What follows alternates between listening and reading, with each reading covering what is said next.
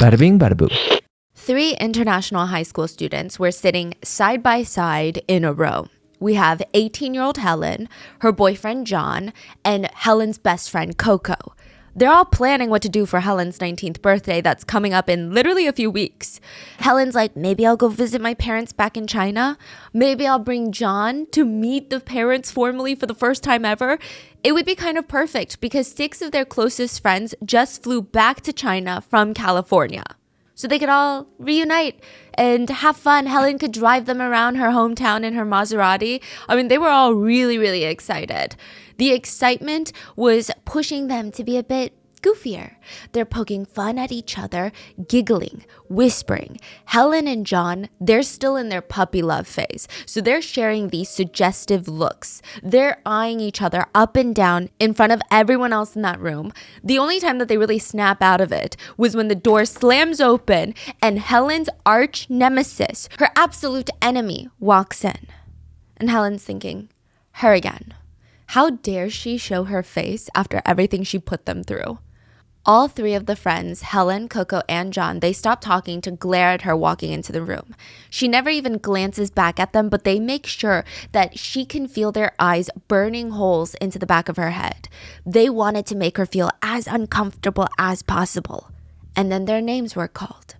Helen, Coco, John. It was their turn, so they stand up, straighten out their shirts, walk up to the front. Unfortunately for them, they were not in third period. They were not standing in front of their teacher. They were in a courtroom, and it was their turn to be tried for assault, kidnapping, torture. They, with 9 of their closest high school friends, kidnapped, mutilated, and tried to light their high school classmate on fire. All because of a Facebook picture and a boy.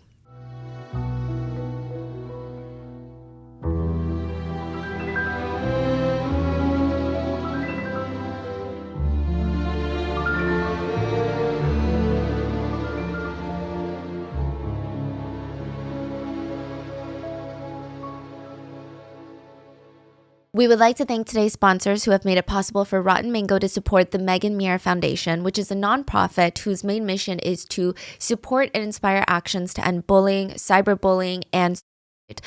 Megan Muir died by self-exit at the age of 13 years old after being cyberbullied by an adult neighbor. Her mother, Tina, founded the organization to prevent a similar situation in any way that she can. This episode's partnerships have also made it possible to support Rotten Mango's growing team of dedicated researchers and translators while they focus on shedding light on stories from all over the world. We would also like to thank you guys for your continued support as we work on our mission to be worthy advocates of these causes.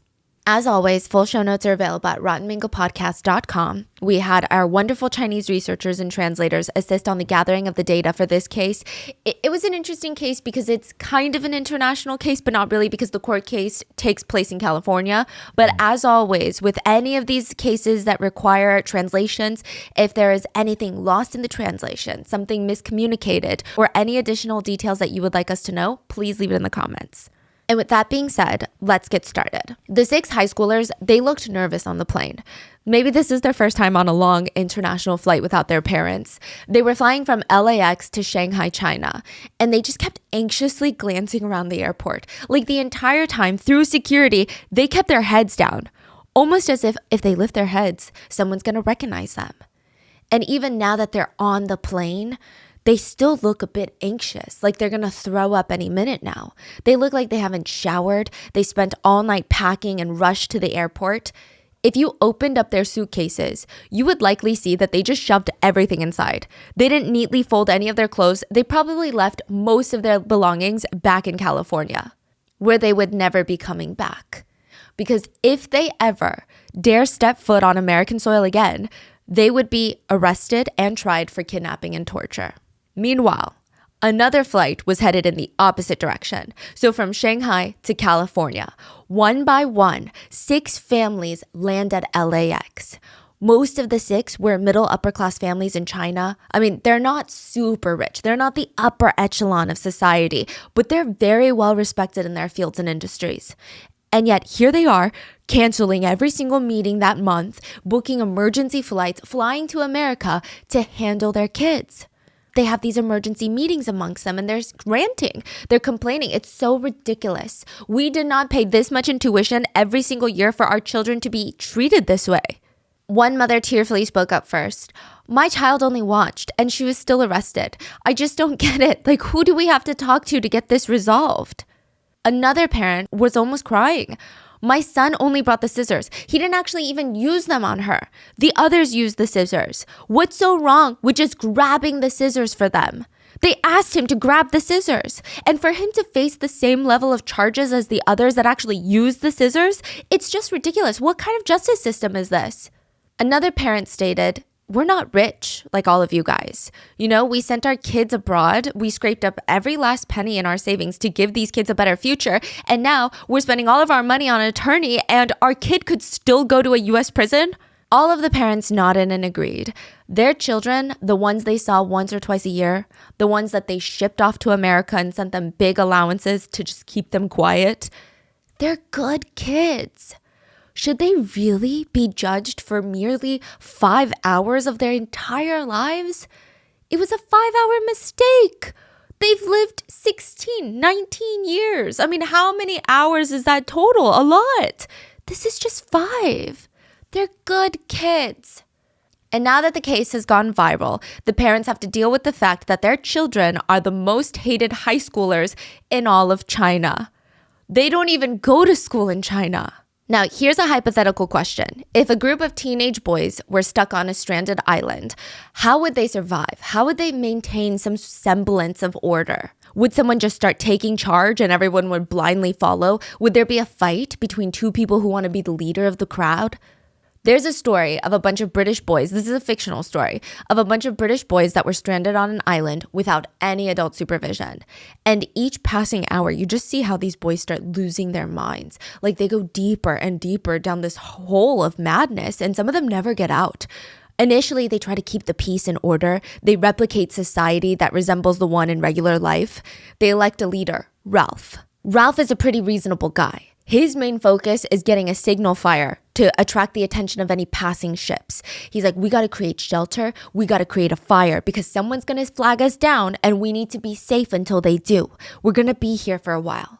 And then there was another boy named Jack. Jack wants to be the one in charge, but he doesn't want to waste his time building a fire or some sort of shelter. He wants to hunt. He keeps telling everyone vegetables, fruit, grass, leaves, that's not going to do anything for us. If we want to be on this island for a long time and survive, we need meat. Meat is the most important thing. Meat is what's going to keep us going. He decides to lead the hunting group who is in charge of not only hunting, but keeping the signal fire going. And Jack convinces the group, listen, forget this fire. Nothing is as important as this meat. The rest of the group sees ships passing by. They get excited knowing that their fire is going and they're going to be rescued, only to discover that Jack convinced the other boys that the fire was useless and meat and killing is the answer. Jack almost becomes so fixated on the act of killing his first animal. Jack tries to overthrow Ralph from popularity by convincing the other boys that this is what they were put here on this earth to do, to hunt. It's their purpose. He creates rituals and even creates some sort of beast on the island. This like shadowy monster that's going to kill them all at night. And his belief is if he creates enough fear in the boys, if they have a common enemy, they're all going to be way too scared to go up against him. They will think that the safest spot is under his guidance. They will even go as far to kill another boy because they mistake him as the beast. And in the end, egotistical Jack convinces the other boys to hunt Ralph down like an animal. It is a whole journey that they go through. And in the end, they are rescued by the British Army. And all of the boys have to face the music of what they did on that island when they thought that nobody else was watching, when they thought that there were no consequences. This is the story of the Lord of the Flies. The judge presiding over this international bully case called this exact situation the Lord of the Flies situation, when a group of high school kids with no supervision create their own subculture and they just start creating enemies so vile, so evilly. Someone takes charge, ego gets ahead of them, and they decide to torture people. They literally start hunting other kids like animals. And Oxford High School is that stranded island. Oxford High School is a private school for middle upper class families in China. It's in Roland Heights in Los Angeles. Yeah, it's in the San Gabriel Valley area. It's a well-known Asian district, strong population of Chinese and Koreans. So you would imagine a private school catering to the middle upper class families in China and in Korea. It would be an impressive educational institution. Because why would you send your kid abroad unless that's what you're doing? But it doesn't really look like the type of place you would have your child fly halfway around the world to attend. In my opinion, it looks so much worse than like 99% of public schools in America. But this is one that you have to pay tuition for. There's no sprawling campus, no state-of-the-art facilities, classrooms with iMacs that we associate with private schools, no Olympic-sized swimming pool like most expensive institutions. Oxford High School is located in the back of a shopping plaza. Imagine your local American shopping plaza with a Ralph's and a nail salon and a Panera Bread, like the true definition of suburbia. The school is behind that plaza. It's not even part of the plaza. The fence facing the mall parking lot is the school's entrance. If you were to walk out of the school from the main gate, you would end up directly in the shopping plaza parking lot. It's just kind of tucked away in the back. The parking lot looks like it would be terrifying to go to at night. The facilities include portable classrooms with foldable tables, 3 worn basketball hoops, a volleyball net, and a soccer goal just sadly sitting on a patch of dead grass. Wealthy parents pay $13,000 a year for their students to attend Oxford High School. That's just tuition. That's not living costs. That's not flights. That's not food. Nothing. Just tuition. Which, in my opinion, feels like a really bad deal. But there is something very fascinating about this place. There are allegedly 140 international students in attendance, mostly from China. This means that this school makes on average $1.8 million a year in just tuition costs alone. Some might have the opinion, and this is just an opinion, not a statement of fact, because I don't have personal ties to this institution, curriculum, or even their financials, but an opinion could be that the school works with parents to get international students F1 student visas, get them into the US, parents pay tuitions to make sure the visas stay valid because they have to be in school, and it could be, in someone's opinion, that the school's main focus is not necessarily education, but rather the legal status of residency for students. This is purely a theory and opinion I guess one could formulate by looking at the state of the school. It's also rumored that most of the students there do not speak English. And yeah, sure, it's because they just moved, but it might seem to some that this school just does not have the best or the most rigorous curriculum. The students are mostly here in the US without their parents, and they live in what's called homestays. Homestays are a huge part of the international student experience. And I think it's kind of wild when you truly sit there and think about it because of just how unregulated the system is. Families in America, regardless of their ethnicity, I think they just have to have permanent residency or citizenship. They go to agencies, apply to be a homestay family. That means they will let an international student, usually middle, high schooler, come stay with them on a student visa. They will give them their own room in the house. They will feed them every day. They will in turn receive an agreed upon amount by the student's family, who are usually still in their home country. Legally, the homestay family will be registered as the student's legal guardians in the United States. The part that's wild is sometimes they don't even speak the same language, the homestay families and the international students. In order to qualify, you do a few background checks. You talk about what kind of food you're going to provide for the student, what language is spoken in the home, and that's it. It's not like a foster home where the parents are more or less responsible for the kid's well-being and they're required to take on some level of parenting, or adoption where you have to provide every aspect of parenting possible. Most homestay families, this is not a dig at them. It's just the way that I think the quote contract or situation is usually set up. Most of the students' parents don't want the homestay families to take on parenting roles. They just want an adult in the house, a supervisor. This is purely anecdotal evidence, but from the Korean homestay situations I've personally witnessed, the younger the homestay students are, the more the homestay families will try to be pseudo-parents by encouraging them to sleep, eat healthier, sleep earlier, study more. But because the student is also how the homestay family gets paid, they don't want to overstep their boundary. They don't want to say too much. They want to keep the student somewhat happy. Usually the students' parents don't even want that. They just want the homestay parents to act like adult supervisors.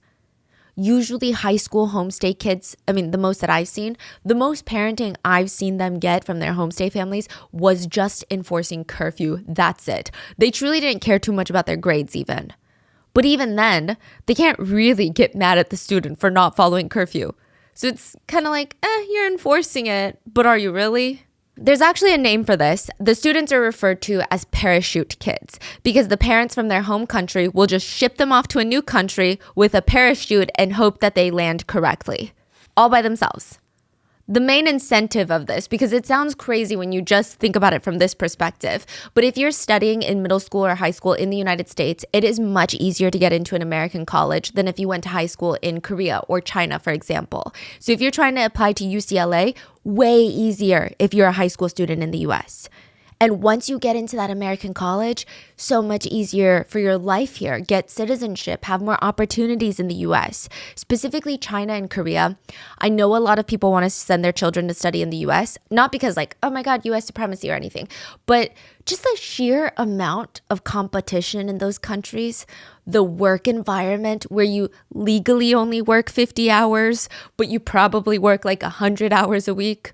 The competition to get even a low-paying job is so cutthroat and miserable. Unless you have money and connections, it's a miserable life.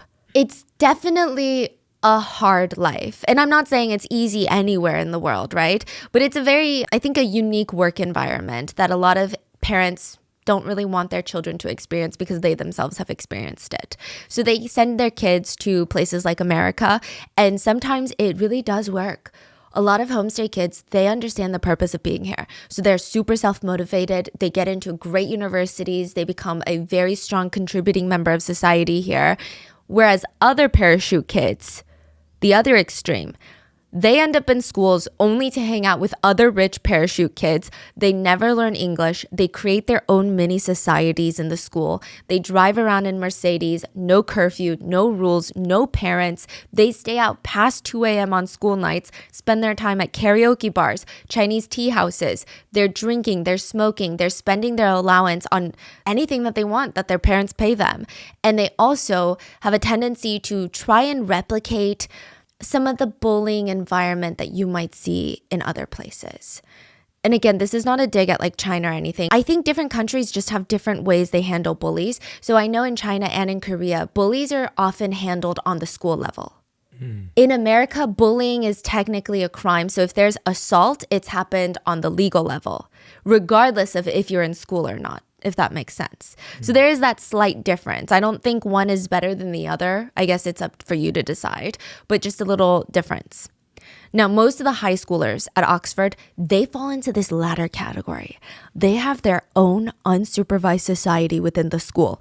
None of them have parental supervision at home. It doesn't seem like the teachers and administrators at the school are even that involved in their lives.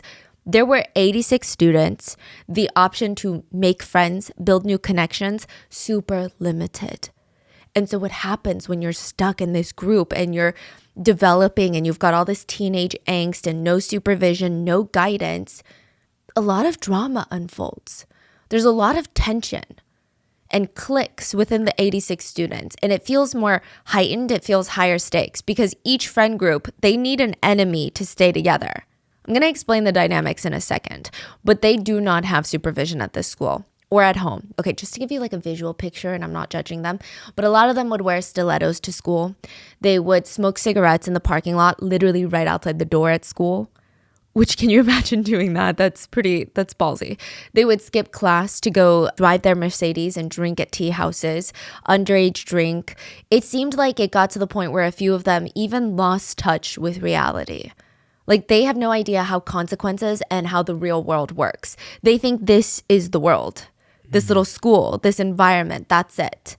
Or at least that's how Helen felt. She was Lord of the Flies. Helen was Queen Bee. She was one of the richer ones at the school. Back in China, her parents bought her a Maserati. She was always seen driving around in a BMW. She hated on cars lesser than hers. Recently, her parents had bought her a Lexus, and she hated it. Lexuses are luxury vehicles, by the way. But she wrote on social media about her parents bought her a Lexus and quote, dude, this is such a stupid fucking car. I'm gonna fucking go insane driving this car. Bro, it's like those TikToks. Yeah. And just like Jack from Lord of the Flies, she needs an enemy to keep the rest of her group behind her because she's not going to do it with her stellar personality. They need a purpose, something to talk about on a daily basis, someone that they're up against. Because if there's no common enemy, then the one in charge, Helen, naturally becomes enemy number one for the rest of the group. It would only be natural for them to slowly want to dethrone Helen. So she needs to have a mission for them to all look towards. And that person is Camellia. Helen noticed most people from her group were from Shanghai. Camellia was not from Shanghai. So she told them, Camellia talks shit about everyone from Shanghai. How every Shanghainese person is trash. She looks down on Shanghai. I have no idea if Camellia ever said anything disparaging towards Shanghai. I don't know where she's from or if this is just a big misunderstanding. I feel like I can see Helen saying something along the lines of, well, this is how we do it in Shanghai. And Camellia being like, well, that's kind of dumb. Like, I don't think she's saying this is how Shanghainese people do it. But just like, she bullies someone and she's like, this is what it's like in Shanghai. And Camellia might be like, that's dumb. And instead of taking it as is, Helen, you're being stupid for being a bully, she could have turned around and told everyone, Camellia said Shanghai and everyone from Shanghai is stupid. Helen and the girls would post on Facebook and social media, who gave that the audacity to offend everyone from Shanghai? Another one reads, motherfucker, I'm so pissed off. Does she eat more shit than she eats salt? How can every word that comes out of her mouth be shit? She dares offend everyone from Shanghai? Her fucking audacity. At this point, it becomes very clear to Camellia whether or not she said something mean towards Shanghai or not, Helen is targeting her. Looking back, it seems like Camellia had made a comment on Helen's picture once. And okay, so this started a year ago. 1 year before the crime, Helen had posted an overly intimate picture with one of Camellia's exes. Camellia clearly trying to make Camellia jealous and annoyed. Camellia saw it and she responded in the comments, these are the guys that I'm done playing with. Insinuating that Helen was getting her leftovers, which, okay, yeah, not the nicest thing to say, but it's just a tiny taste of Helen's own medicine. She is the evil queen of the school. She physically beats students on a weekly basis. It's time someone put Helen in her place, right? Helen did not think so. She waged a year-long war against Camellia, and there is only one option when someone like Helen is targeting you. Avoid them at all costs. Like if you don't, they will find something else to have a problem with. Did you accidentally breathe too loud near them? Did you stare at her for 2 seconds too long? She will point it out and blow it out of proportion and try to spin it to be something that it's not. Like what happened to Mai. 2 days before Helen was kidnapped, Mai was one of the students at the school and she saw Helen bullying her friend outside. Mai runs over, gets in between Helen and her friend, and everything just goes pin silent. Like you could hear a pen drop. Something snaps in Helen. It's almost this mixture of excitement on torturing someone, but also a mixture of pure anger that someone even dared to stop her from doing what she wanted to do. Helen gave Mai one single warning. That's all she would get. Get out of my way. Mai grabbed her friend's arm and walked away. The next day in class, in front of everyone, Helen walked straight up to Mai and slapped her across the face. Everyone got quiet and pretended like they didn't see because they didn't want to say anything because they would be next. Helen put her arm around Mai like a good old friend, brought her outside, drove Mai to the quiet corner of the parking lot in the plaza, and started beating her, kicking her in the ribs, punching her in the face. John, Helen's boyfriend, is just standing there watching her. All the while, Helen is screaming, "Do you know who we are? How dare you snoop around in our matters? You should get to know who you're messing with. I'll make you remember today." She accused Mai of being disrespectful and needing to be taught a lesson. Mai was beaten for over an hour. Her arms were covered in cigarette burns. Her entire face was swollen, and when Mai went back home, she was with homestay parents. She was terrified that if her homestay parents saw her state, her condition, they would call the police. Then Helen would find out that she, quote, ratted them out, and it would just cause more bullying and more problems at school. So Mai wore a face mask all day at home until her whole face healed and she avoided her guardians at all costs. The mentality that a lot of the kids at this school, Oxford High, would develop was, Helen's not going to stop. There's no consequences. So you're just going to get beat up. Just get it over with. Just crawl into a fetal position, hope that Helen's not extra angry that day, and then get it over with and then stay out of her way. She'll move on to the next victim. Mai was not the first victim either. There were so many before her. Helen just beat whoever she felt like, whenever she felt like. If you looked at her the wrong way, if you accidentally stepped on her foot in class, you would be beat. What's crazy is the teachers and administrators, even if they know what's going on, they did nothing to stop it or even to reprimand the students. There were literally no consequences. Because the school makes money with more children being enrolled and the tuition for one international student is 3 times that of a domestic student, and because international students support the majority of Oxford High, the administrators allegedly just closed their eyes and let Helen be. But of course, that's not going to help Helen's behavior. All she knew was, what are consequences? There's no such thing as consequences. Her behavior, her bullying, her temper, her violence, it got so bad that she went through multiple different homestay families. She was kicked out to the curb multiple times. The host families, they called her parents like, I can't do this anymore. Your child is out of control. She's like a ticking time bomb. I don't feel safe with her in my house. Helen's parents were not alarmed. They just found a new host family and sent Helen more allowance to help her emotionally recover from being kicked out of the mean host family's houses. Helen did not even let it bother her because she's the queen of the flies. So Camelia tries to skip a few days of school and diffuse the situation. She hopes maybe Helen would find someone else to bully or maybe she would forget about it. But instead, Helen posts on social media, "Stupid bitch doesn't even dare come to school because she's scared. Ha ha ha ha ha." 2 days after Mai was assaulted, Camelia received a text message from a girl named Lou to come meet her at an ice cream shop. She hoped it would be Helen or the girls handing out an olive branch, but it was not. That night, Camelia would be driving with way too many high school girls jam-packed in the back seat. They're all sitting on top of each other in the back. Nobody's using a seatbelt. If Camelia got pulled over, she would have been arrested. There were way too many people in the back of her car, legally speaking. Camelia almost wished she was pulled over. She's gripping her steering wheel. Her knuckles are turning white. One by one, she's dropping off the girls. And each time they would smirk, thank Camelia for a great time and for the ride, and said that we should do it again sometime. They would slam the door shut. Camelia would not even look at them. She would just stare straight ahead at the road, expression dead, knuckles white, focusing on the steering wheel. She just needed to hold it in like a tiny bit longer. She just had one more girl to drop off. The one right next to her in the front seat. Helen. When she pulled up in front of Helen's car, Helen said, "Thanks for the ride."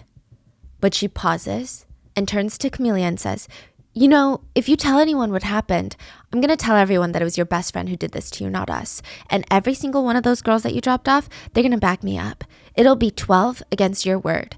Do you really want your best friend to go to jail?" And with that, Helen smirks and gets out of the car. Camelia felt exhausted and numb. From 7 p.m. to 12 a.m., the 12 high schoolers had tortured her. Like I said, earlier that day, Camelia received a text message. "Meet me at Honey Me, the ice cream shop, to discuss things," the text said. It was from a girl named Lou, and Camelia knew Lou since they were in elementary school, so it's not like the strangest thing to receive a message from her. They knew each other. But Camelia was a bit hesitant because, fine, it's Honey Me, but we haven't been close in a really long time. So Lou apparently changed after becoming friends with Helen and even bullied Camelia recently, or at least tried to bully her. But it would also kind of be weird for her to not show up, right? Because they're going to see each other again at school after the weekend. And she's going to wonder, why did you ignore my text message? And then it would be a whole thing. So Camelia thought, you know what? I'm just going to bite the bullet. At least she's asking to meet me in a very public place. It's an ice cream shop.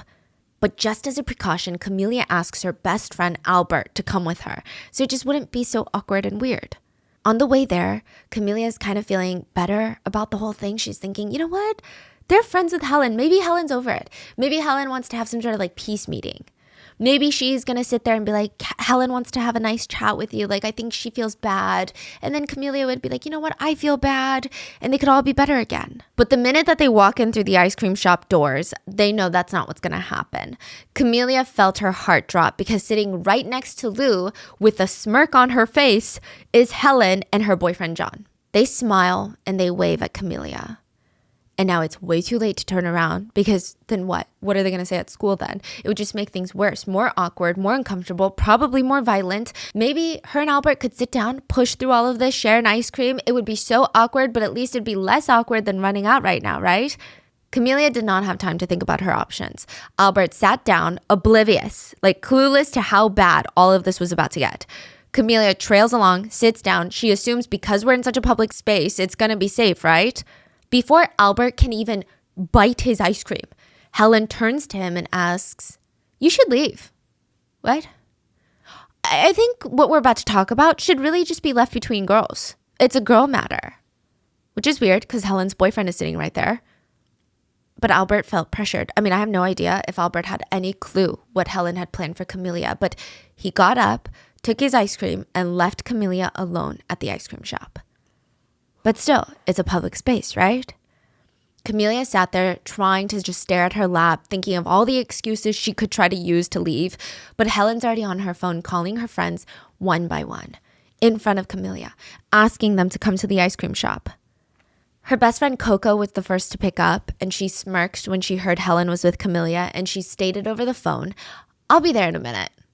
In total, there were 12 of them. Helen, her boyfriend, and 10 of Helen's little minions, including her right-hand wing woman, Coco. Something to note, these are all international students whose parents are from China. Most of them are from Shanghai, and all of them, for whatever reason, hate Camelia. Camelia thought, okay, now there's no point of trying to make it less awkward. It feels like life or death. She just needs to get out of here. She gets up to leave, but before she can, she feels this cold hand on her arm. "What are you doing? We have a full day planned ahead of us." Helen puts her arm around Camelia and guides her to the cars outside. They're going to take a quick visit to the park, Roland Heights Park. Camelia tries to fight back and verbally says no, but they're basically kidnapping her.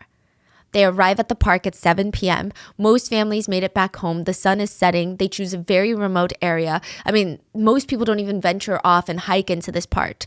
They drag Camelia out of the car, throw her onto the floor, and they make the next 5 hours a living hell. They throw ice cream on the ground. Clean it up. They start smearing it with their stilettos. Use your hands. If she misses a spot, a high-heeled shoe would lift up from the ground and smash into her rib. One of the high schoolers took Camelia's phone and started smashing it into pieces in front of her on the ground, stomping her heels into it. Another girl kicked her in the back of the knees so that she was kneeling in front of them. And Helen laughed. But of course, in the beginning, Helen didn't even lift a finger. She just stood there, arms folded across her chest, literally like Queen of the Flies, instructing her little minions where to beat, where to punch, where to kick. Coco's standing a little bit behind Helen, smoking a cigarette. I mean, these two girls, they genuinely think that they're in some sort of gangster movie. And I mean, the only thing I can say is play stupid games, win stupid prizes. They supervise the torture of Camelia. Eventually, one of the girls brings over a giant jug of cold water, and Helen nods in approval. They pour it all over Camelia. Her entire hair and body are drenched in cold water, and at this point, the sun has set, and LA, it gets pretty cold at night. It's getting really chilly. I mean, of course, that's the least of Camelia's worries, but just to give you more context on how miserable this experience is. Helen sees Camelia holding on to herself, shivering. She says, "Someone take off her clothes." For a second, everyone went quiet. It's kind of an odd request. I mean, they never usually went that far, right? They would just beat people to a pulp, right? But getting them nude, it felt like it was crossing some sort of new barrier. And side note, they're also evil, so I don't know why they act like they have morals, but maybe they also thought it was weird that Helen's boyfriend John was there too. And Helen has notoriously been a very, very jealous girlfriend. Why would she want her boyfriend to see another girl naked? Coco straightened her shoulders and said, "I'll do it." She asked two of the other girls to hold Camelia's arms while she was kneeling on the ground, and Coco forced all of her wet clothes off of her. So now Camelia is kneeling in the cold, completely nude, in a public park. A huge speculation on this part. A few things. Up until this point, actually till the very freaking end, Camelia never once showed weakness. She tried fighting back, and then eventually she stopped fighting back. She was severely outnumbered. She realized it's not going to work, but she did, in a sense, like that, submit to the torture that's happening because there's no way out of it. So it's not submitting to the torture, it's being smart about it, right? But she never cried. She never begged for them to stop. She never complimented Helen in hopes of winning her over, saying like, please, you're right. I'm going to listen to you. You're the queen bee. She just stared dead into their souls. And perhaps Helen thought getting her completely naked in public was going to degrade her to a new bottom, a new low, where she would finally submit and beg or cry. But it didn't work. Camellia never gave in. So Coco removed the cigarette from her mouth, stared at it, smirked, walked over to naked Camellia and started burning it all over her chest and her nipples. She would hold it in place waiting for Camellia to scream or cry. But she would not. The other girls joked, we should take it slower so we can last longer. You know, stamina. Coco would joke, you think you're tough, right? Eventually everyone breaks. Helen is standing there watching all of this with her arms crossed and she's seething, just dripping with hatred, like this disgusting yearning for power that she was not getting from this abuse. One of the girls notices that Helen is losing her patience and in an effort to prove herself to the queen, she brings out her lighter and suggests they just light Camellia on fire. Helen smiles and nods. They hold Camellia down, who again is not crying, not begging, not groveling at their feet. They try to light her hair on fire, but because these monsters, these people, had just soaked her completely in water, it doesn't work. Helen stared at all the parts of Camellia's chest that were basically burned and mutilated by Coco, but it just wasn't enough. Because now Helen's thinking, you know, she could hide these behind clothes. She could wear clothes to school tomorrow and no one would know. If we can't light her hair on fire, let's just cut it all off. She turns to her boyfriend and asks him to go home to fetch a pair of scissors. He leaves, goes home to fetch a pair of scissors, brings it back. I mean, I'm truly at a loss for what kind of relationship this is. I feel like you would imagine girls like Helen would be pick-me's and only show this evil side to all the girls, but hide it from the boyfriend and act like a soft little girl in front of them. But the fact that she's showing this side to her boyfriend and he's dutifully going to grab the scissors, it's so bizarre. He comes back with the scissors and finally Helen kneels down, stares at Camellia's face, and she just starts roughly chopping off all her hair, throwing it onto the dirty, sticky, ice cream melted gravel beneath Camellia and tells her, eat it. I'll let you go home if you eat it all. Camellia freezes, still no tears, no begging. She goes to grab a fistful of hair with her hands, but they stop her. And Helen says, with your mouth, like a dog. The other girls take that as a cue to smash Camellia's face into the ground, making her eat her own hair along with sand. She's still unclothed, soaking wet, with burn marks, bruises all over her body. And when they're done, they made her drop them all off. March 30th, 2015, a 911 call was placed after midnight. On the other end was a soft, weak girl's voice. She was not crying. She was not hyperventilating. It seemed like she was very confident of what she was saying, but she just did not have enough energy to say it loudly. She just sounded exhausted. But the message was clear. My name is Camellia. I had just been kidnapped and beaten for 5 hours by my classmates. Please help me. Police arrive at the scene, pick up Camellia. They get ambulances. I mean, there was no question if her story was true or not. Her hair was extremely choppy, like someone had turned off the lights in the bathroom and just started lifting up strands of hair and just blindly chopping, not even caring if the scissors were going to cut her face. Every part of her hair was like an inconsistent length. Her entire body and face were covered in bruises. Her face, hands, and feet were so swollen she couldn't even stand. She had burn marks all over her body, and every time she tried to sit up, stand on her own, she was wobbling like a baby giraffe. Her entire body looked damp, as if she just got out of the lake 30 minutes ago but never had a towel, so she was forced to air dry. The police were just unnerved. They're thinking, can this really be the work of high schoolers? The nurses almost winced when they gave her a more thorough examination. They tried to ask her about her pain levels because pain is a subjective thing. So a lot of hospitals, they have pain level scales.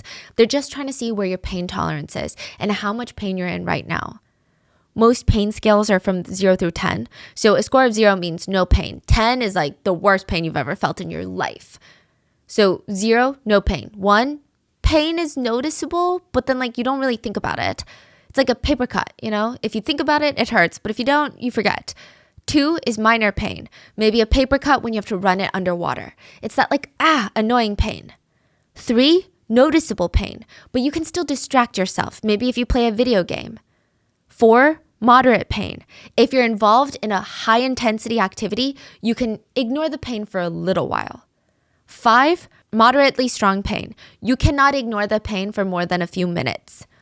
You will be like, oh my God, I'm in pain. 6, you're in a lot of pain and you're still trying to do your normal day-to-day activities, but you're not performing well. You can't concentrate on anything but your pain. 7, strong pain. You cannot do your normal activities. 8, very strong pain. It's hard to do anything at all. 9, you can't even hold a conversation with someone because you're screaming in pain. 10, the worst amount of pain imaginable. It's interesting. Doctors say the pain scale is just part of what they're looking for. So it's not just the number that you say. They'll actually analyze your breathing, your blood pressure while you talk about your pain. They take into consideration if you were just calm, giggling, or asleep 2 seconds ago before you rate your pain a 10 out of 10. So there's a lot of factors that they consider, but it was clear a lot of Camelia's injuries were between 8 to 10. And nobody would question that.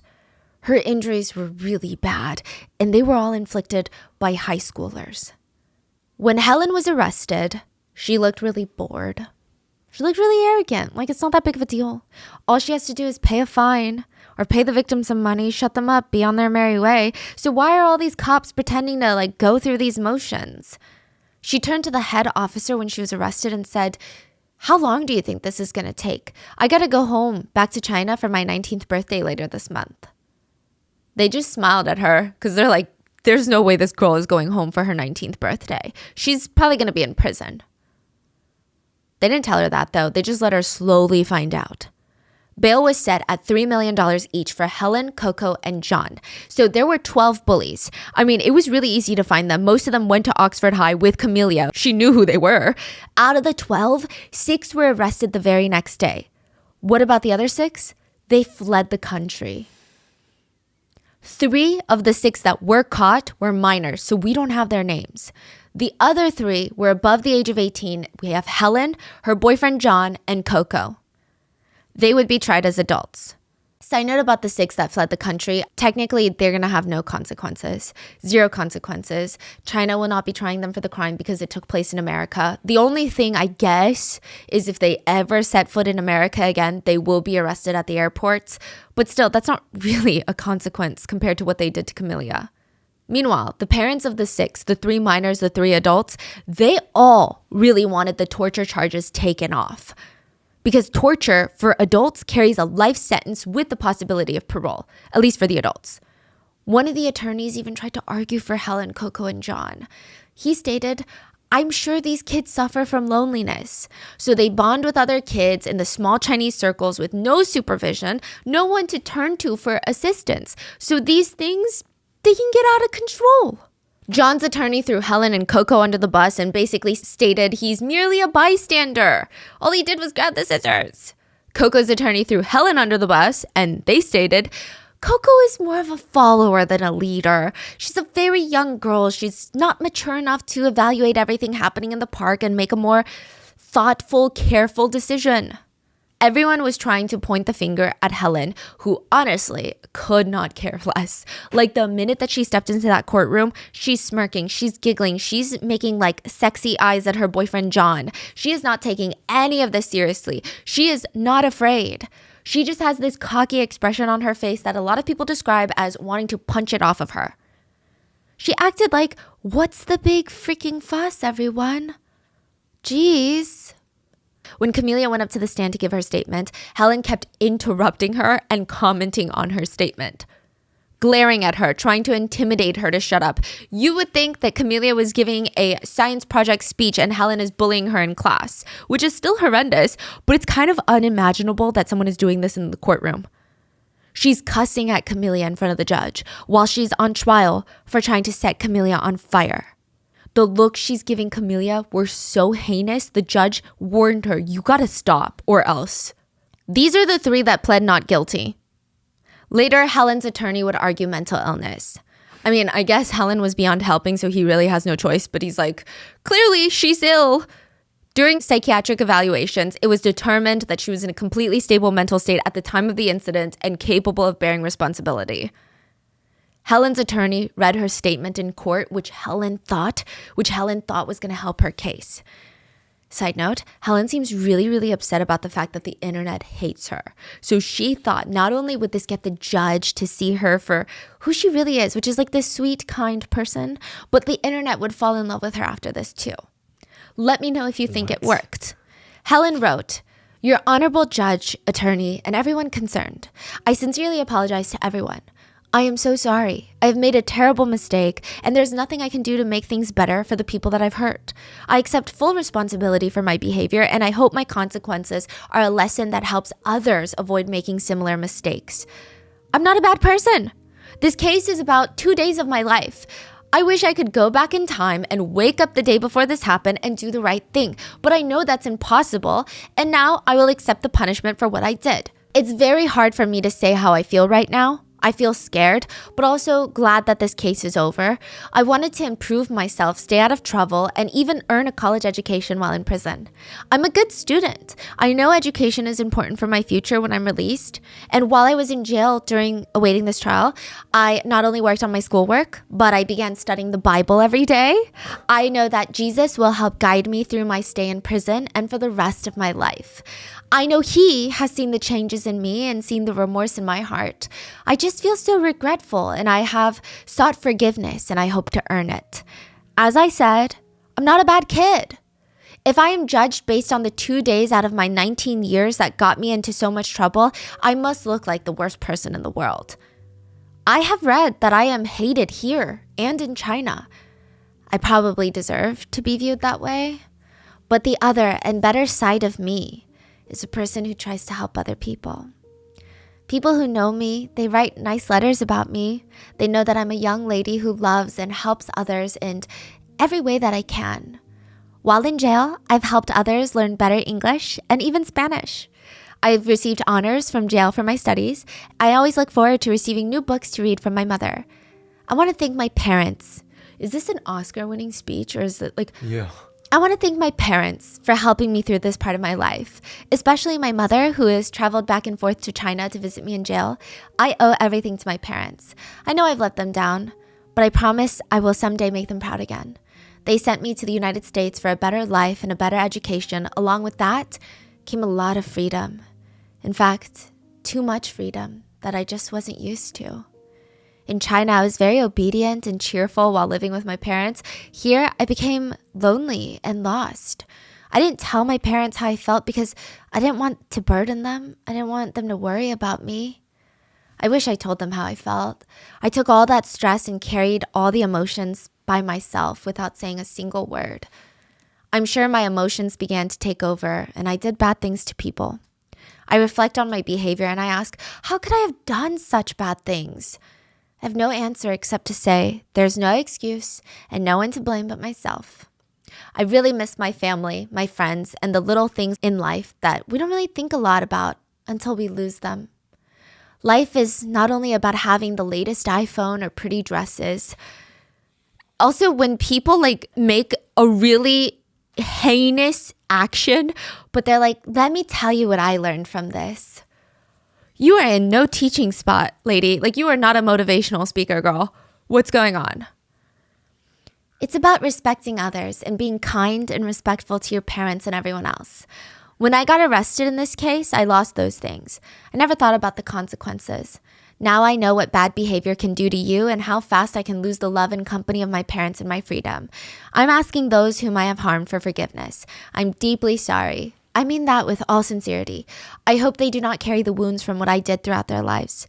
Please find it in your hearts to forgive me. The whole time the attorney read her statement, Helen had her face covered with paper, so we have no idea what her expression was. Well, she didn't read it. Oh no, her attorney read it. What the She covered her face with paper. Wow. She just sat there. I mean, I doubt her face looked remorseful. I mean, the fact that she's talking about how she's only being judged for 2 days of her 19 years of living is honestly, arguably, I don't know why her attorney approved it. Was she covered the face? Yeah, she was covering her mouth area like this and stuff. with paper. What is that? I feel like she was probably smirking, or she knew it's full of lies and Yeah. can't look at the judge. Yeah. They sent me to the United States for a better life and a fuller education. Along with that came a lot of freedom. In fact, too much freedom that I was not used to. In China, I was very obedient and cheerful living with my parents. Here I became lonely and lost. I just think sometimes, I don't know why the attorney let this happen. It's just, logically speaking, not the smartest choice. It would take 10 seconds for someone to shoot someone and kill them. Should they be judged for those 10 seconds of their lives? Because 10 seconds is such a short amount of time compared to the 50 years that they didn't shoot someone. Like, what is that argument? And it's clear where all these kids are getting it from.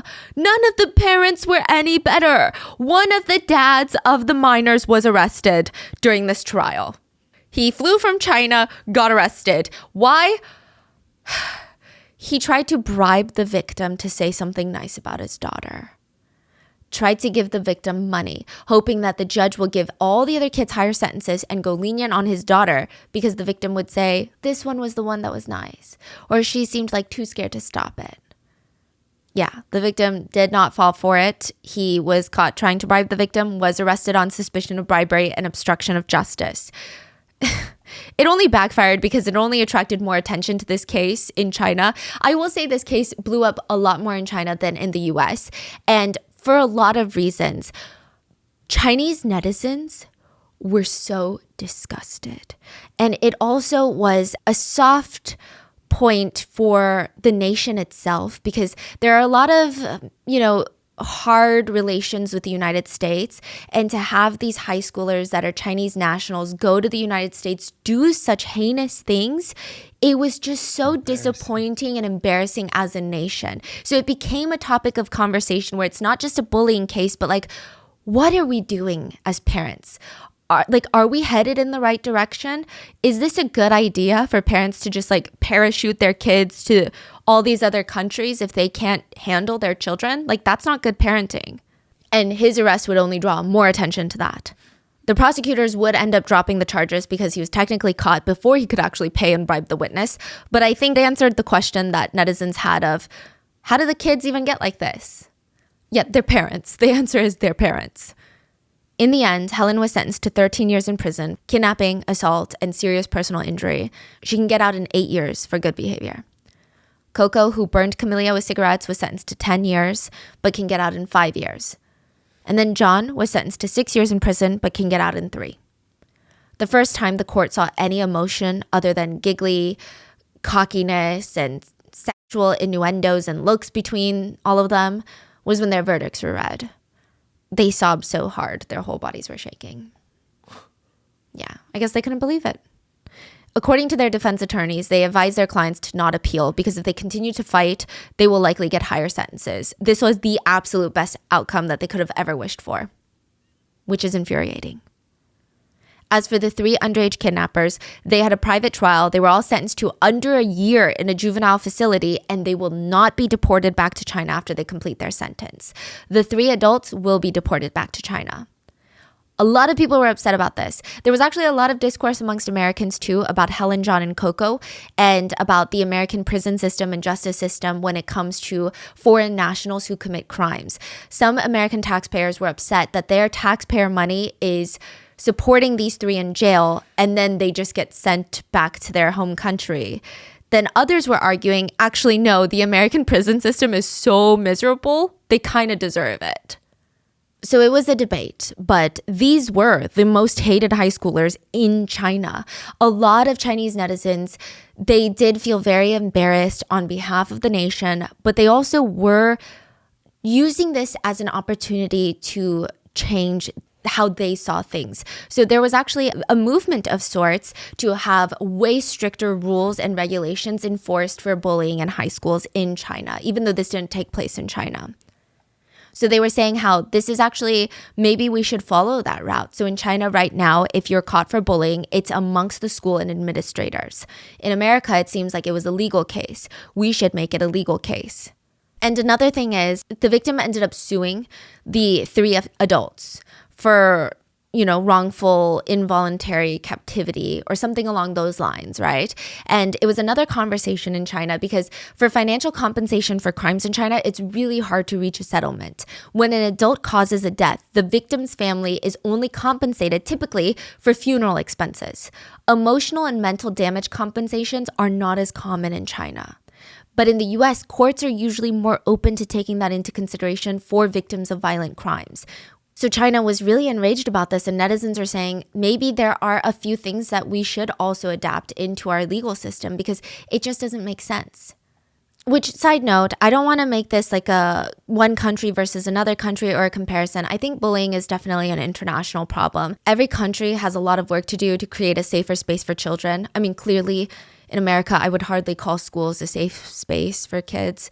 So safety in schools generally is a global issue that needs to be addressed. So it was a way to have that hard conversation. But this did not stop the internet from ripping Helen, Coco, and John to shreds. Tiffany was even telling me about this, but they called John helmet head hair boy. They ripped apart Helen's statement. One Redditor said, "I love how the girl blames her situation on too much freedom when the root cause is too little personality, ethics, and adult supervision. You don't need a boot on your neck and a gun to your back to be a decent human being and do the right thing." Other Chinese netizens joked and laughed about how they were really excited to see what kind of bullying the three adults endure in prison, in the US prison system. Other Chinese netizens wrote about how Chinese parents need to do better when sending their children abroad. It's only hurting them, but they convince themselves that this is the best thing that they can do, is provide a better education by being away from them. But what are your thoughts? Do you think a lot of this has to do with the fact that they were left unsupervised in a new country? Do you think regardless of where these heinous people were, they were going to do heinous things eventually? Do you think the punishment is harsh enough? Let me know in the comments. Please stay safe, and I will see you guys on Wednesday for another episode. Bye.